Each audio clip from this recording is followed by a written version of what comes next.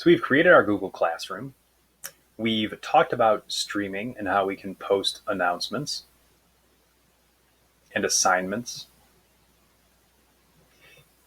We've talked about classwork and how we can create assignments. Now let's talk about our last two tabs here, people. This is going to be a place where all of your students show up, and this is a nice, easy place for you to come to if you want to do certain things. Maybe I want to email a student. Maybe I want to mute a student. And I'm sure many of us can understand this.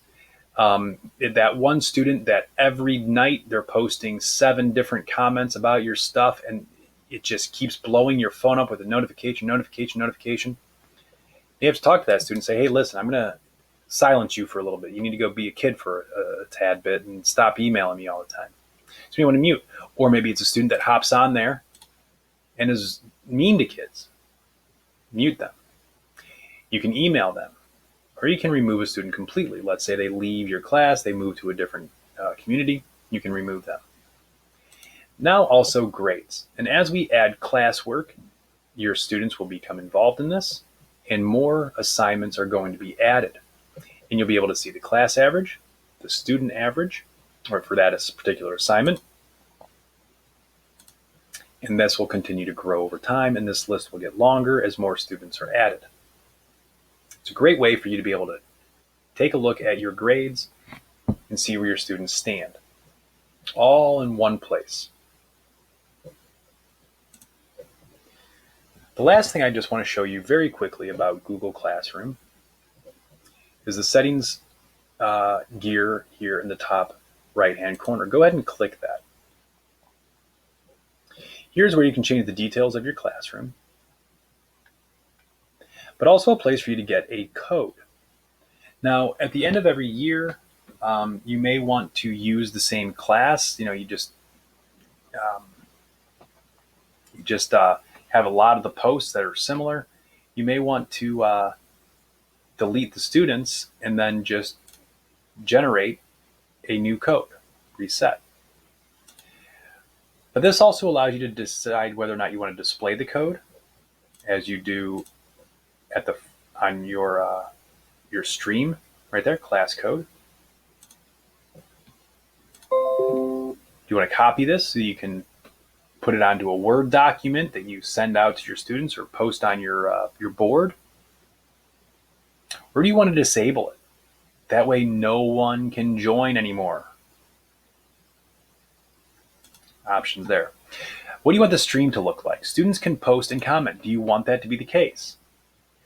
Or do you only want them to be able to comment, not post on things? So they can post on certain things, but they can comment on certain posts of yours, like a discussion forum, for instance, but they can't create their own posts. Or do you only want to make sure that you have the power to do those things? That option is there as well. Classwork on the stream. Show the condensed notifications. That's what's checked, and that's what you see here, condensed notification. Or do you want to show the attachments in full details? Save your changes. Now you see this looks a lot different. 0 turned in, 1 assigned, blah, blah, blah, blah, blah. Or you can even make the decision to show no notification at all.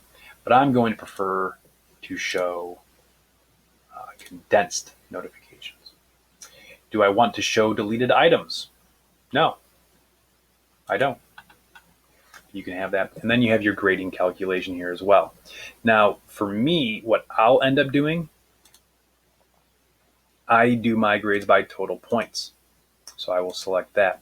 You can also weight by category, but at that point, when you are going to be in your coursework, you're going to make sure that you create your categories.